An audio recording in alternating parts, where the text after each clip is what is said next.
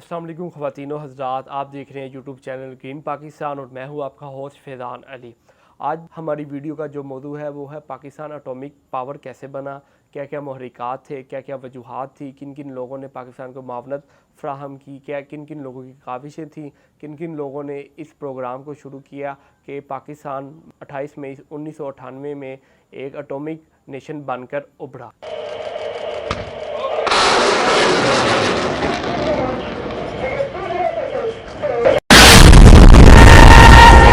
जब हम बात करते हैं कि पाकिस्तान एक एटॉमिक नेशन क्यों बना, क्या क्या वजूहात थी, क्या क्या महरिकात थे, किन किन वजूहात की बुनियाद पर पाकिस्तान ने ये सोचा कि उसे एक एटॉमिक नेशन होना चाहिए, तो फिर हम देखते हैं जो सबसे बड़ी ये वजह थी इसके पीछे वो थी इंडिया का रवैया। इंडिया का रवैया पाकिस्तान के साथ पहले दिन से ही अच्छा नहीं था। हमने 1948 में जंग लड़ी, हमने 1965 में जंग लड़ी, हमने 1971 में जंग लड़ी। इन तीन जंगों के पीछे जो बड़ी वजह थी वो जम्मू एंड कश्मीर का मसला था। 1948 में भी हमने कश्मीर के ऊपर जंग लड़ी, 1965 में भी हमने कश्मीर के ऊपर जंग लड़ी। इन तीन जंगों ने पाकिस्तान को ये सोचने पर मजबूर कर दिया कि पाकिस्तान का जो वजूद है वो नाकाबिले तकसीर होना चाहिए। 1971 की जंग में जब पाकिस्तान का जो मगरबी हिस्सा था, मगरबी पाकिस्तान था, वो हमसे जुदा हो गया, वो बांग्लादेश बन गया। फिर हमने इस ज़रूरत को अशद महसूस किया कि अब कोई ऐसी चीज़ होनी चाहिए, हमारा जो दिफा है वो नाकाबिले तस्खीर होना चाहिए कि कोई भी हमारी तरफ मैली आँख उठा कर ना देखे। और इस बात ने हमें सोचने पर मजबूर कर दिया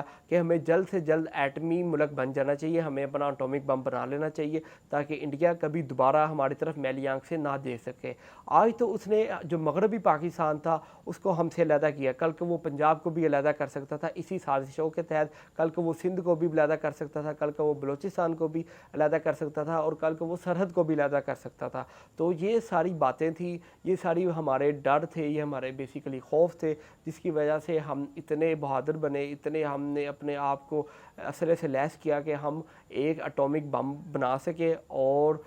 इंडिया को बता सकेंगे हम भी उससे कम नहीं।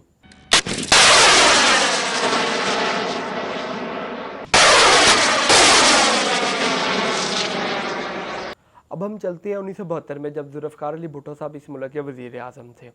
उन्होंने जो पाकिस्तान एटॉमिक एनर्जी कमीशन था जो कि हमने 1956 में बनाया था, उसका जो डायरेक्टर जनरल था वो मुनीर अहमद ख़ान को तैनात किया और उनसे कहा कि मुझे 3 साल में बम बना कर दें। तब पाकिस्तान की कैपेबिलिटी इतनी नहीं थी, पाकिस्तान एटॉमिक बम नहीं था बना सकता, क्योंकि हम ज़्यादातर डिपेंड कर रहे थे अपने कराची वाले पावर प्लांट से जो कि हमने रशिया की मदद से तामीर किया था, लेकिन उसमें इतनी सलाहियत नहीं थी कि वो इस हद तक यूरेनियम को अफसूदा कर सके।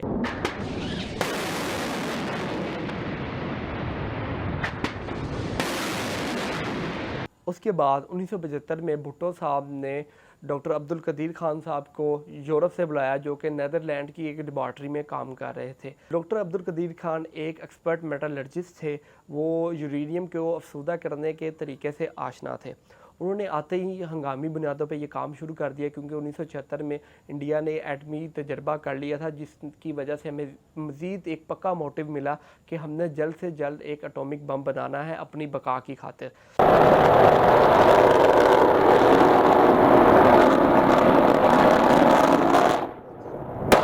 जुल्फ़िकार अली भुट्टो की जो काविश थी बम बनाने की, इसने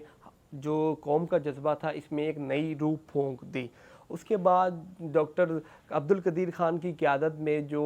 खान लेबॉर्ट्रीज़ में हम कहूटा में अपने सारा काम कर रहे थे, उसको एक मज़ीद नई शक्ल मिल गई, मज़ीद उसमें तेज़ी आ गई। उसके बाद 1977 में भुट्टो साहब की हुकूमत चलेगी और ज़ियाउल हक की हुकूमत आ गई। Our way of thinking, Islam is not just one part of your life. It encompasses everything. Ziaul हक साहब पर उनके बहुत से मामलात के ऊपर तनकीद तो की जा सकती है, उनके साथ इख्तलाफ तो रखा जा सकता है, लेकिन पाकिस्तान एटॉमिक प्रोग्राम के ऊपर उनके एहसानात को नज़रअंदाज नहीं किया जा सकता। उन्होंने बहुत सारी हमें मावनत फ़राहम की अमेरिका के प्रेशर के बावजूद, हालांकि वो भुट्टो साहब के सख्त मुखालिफ थे और ये वो प्रोग्राम था जो कि भुट्टो साहब ने शुरू किया था, लेकिन ज़ियाउल हक साहब ने उसे जारी और सारी रखा।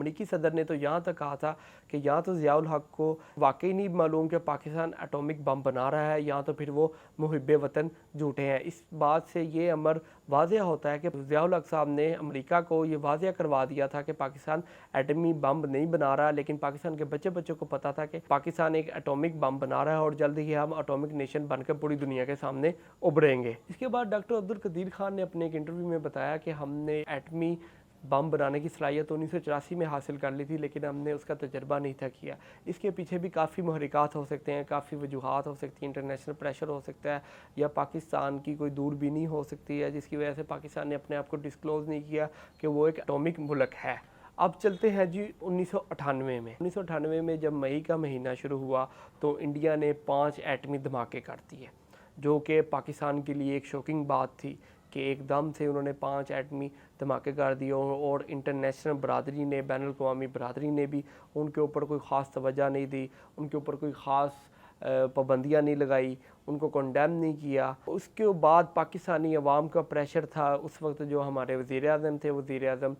میاں محمد نواز شریف تھے، پاکستانی عوام کا وزیر اعظم نواز شریف پر بڑا پریشر تھا، پاکستانی فوج کا بڑا پریشر تھا کہ اب ہم ایٹمی صلاحیت حاصل کر چکے ہیں اور اب ہمیں دنیا کو بتا دینا چاہیے اور بھارت کو منہ توڑ جواب دینا چاہیے کہ وہ اگر یہ خواب دیکھ رہا ہے کہ وہ پاکستان کو ختم کر دے گا تو یہ اس کی بھول ہے۔ آخر کار نواز شریف صاحب راضی ہو گئے، اور یہ راضی انہیں ڈنگے کی چوٹ پہ کرایا گیا۔ وہ خود راضی نہیں تھے، لیکن جو پاکستانی فوج کا پریشر تھا، پاکستانی اسٹیبلشمنٹ کا پریشر تھا، آخر کار نواز شریف صاحب کو یہ بات ماننا ہی پڑی کہ ہمیں ایٹمی دھماکے کر دینا چاہیے۔ جو اس میں دوسرا سٹیپ تھا وہ یہ تھا کہ پاکستان کو کون سی جگہ چننی چاہیے، کون سا حصہ چننا چاہیے پاکستان کا جہاں پہ وہ اپنے یہ دھماکے کر سکے کہ اس کے اوپر جو سول آبادی ہے، جو ہماری عام آبادی ہے، اس کو کوئی نقصان نہ پہنچے، دور دراز کے علاقے ہوں یا تابکاری کے اثرات سے لوگ بچے رہیں۔ پھر پاکستان کے صوبہ بلوچستان کے ضلع چاکی کو چنا گیا، جو کہ بنجر پہاڑوں پر مشتمل ایک ضلع ہے، وہاں کا ایک پہاڑ چنا گیا جسے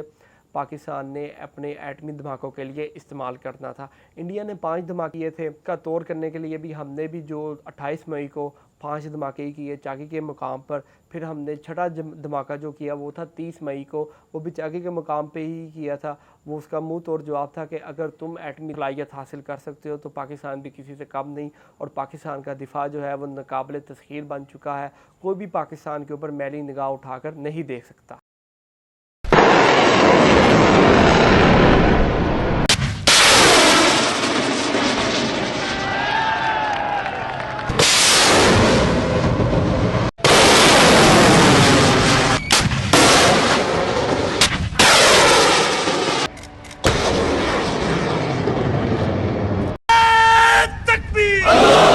تو خواتین و حضرات، یہ سارے وہ محرکات تھے جن کی بنا پر پاکستان ایک ایٹمی طاقت بنا، یہ ساری وجوہات تھی جن کی وجہ سے ہم نے یہ سوچا کہ ہمیں ایک ایٹمی طاقت ہونا چاہیے۔ خواتین و حضرات، یہ تھی ہماری آج کی ویڈیو، امید ہے کہ آپ کو پسند آئی ہوگی۔ اگر آپ چاہتے ہیں کہ میں مزید ویڈیو بناؤں، اور جو میری اگلی ویڈیو آ رہی ہے وہ ڈاکٹر عبدالقدیر خان کی زندگی کے اوپر ہے،